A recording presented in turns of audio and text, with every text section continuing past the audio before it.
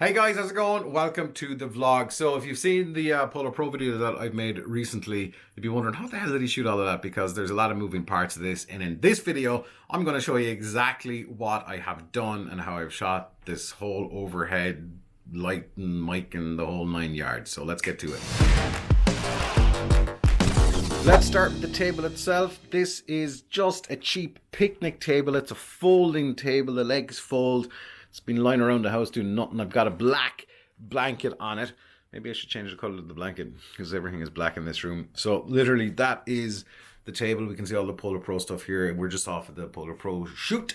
Now if we move up, let's take a look at the lighting setup. So we've got a ring light, which is lighting the actual table itself. Then we've kind of got a smaller key light here, which is lighting me.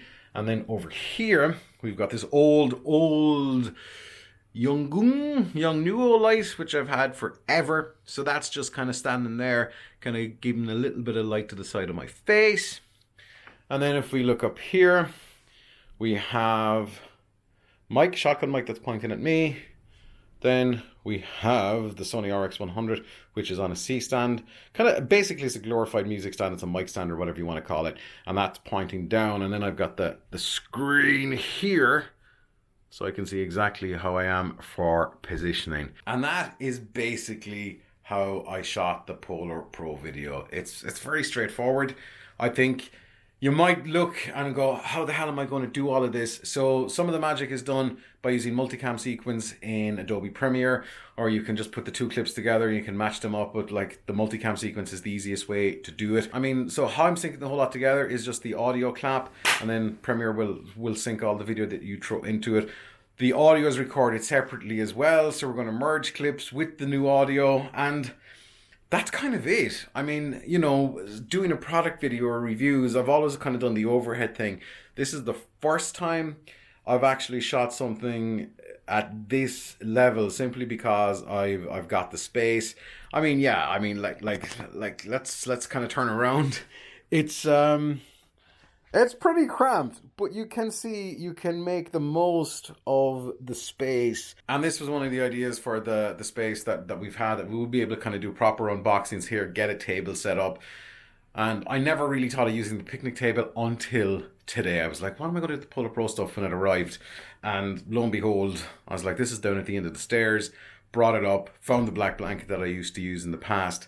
Because what we used to do, we used to shoot things kind of similar to here, but a smaller kind of a €7 IKEA table, like a $10 table. And it wasn't that big. So this is a bigger space to work with. And of course, the bigger the space, the bigger the mess.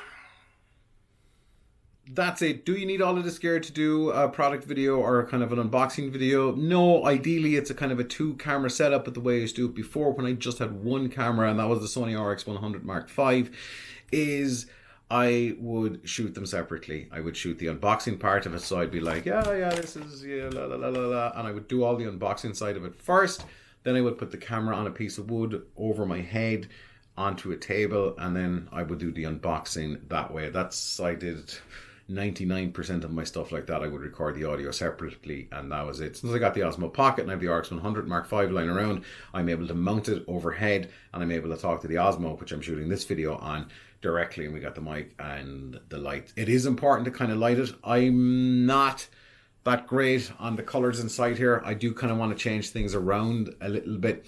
So basically that's it. You know, you can do all of this with one camera. It just makes you think a little bit more about how you're going to do it. You could do it with one light, unless you're in a well-lit room. And ultimately, you know, it's the content that you deliver is important. Do you need all this stuff? I don't think you do. But it's just I've amassed it over the years, so I'm starting to put it to use now. Every now and again, I need that light. For what, I don't know, but I'll buy a light, or I'll buy a C stand, or a mic stand, or a mic, or whatever, and try and upgrade as you go.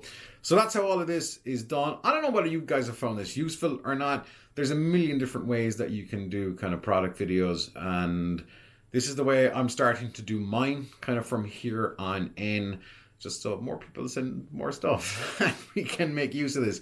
I will say, if you've got a big space, like this is an 8x10 room, so it's not huge, but if you've got a big space, I would suggest you know, having this permanently set up. So the longest part of all of this, or any things that I shoot inside here, is I have to set this up each time. So that means I'm going to have to strip everything down, stands, mics, lights, table, and all of that jazz, which is not a big deal, but it's like, you're like, I got to do this, I got to take it down. But that's the only thing. So if you've got the space, I would suggest that you kind of have maybe your table or whatever set up. So the table costs like 20 quid. So that's probably the main thing. Or maybe you have your own table that you can use, or a desk. But I think it is kind of important that you do have a kind of a clear surface so people can kind of see what you're at when you're overhead. And the more you do it, the better you get at it. So I don't know whether you guys have found this useful. I've said this before, but you know, sometimes people are always curious about how you shoot or how you light stuff. So for me, moving forward, one of the things I'm going to do is I'm going to change the color scheme in this room just a little bit. I want to brighten it up. It is too dark. It is a man cave, essentially. It's a studio space, but I need to brighten up something here because it's just too dark. The reason it's always been black is because we use the projector here, and white or light colored paint reflects light a lot more than black, because black doesn't really reflect light, so it's a bit more immersive in that. But yeah, that's what we're doing. So that's it. My name is Vic. Button subscribe is there. If you found this video any way useful, if it went, oh, okay, that's how you do it, or oh, I could do that, consider hitting subscribe. That'd be awesome. And if not, then, you know, thanks for your time anyway. We'll see you in the next episode of the vlog, and until then, don't stop fighting for yourself.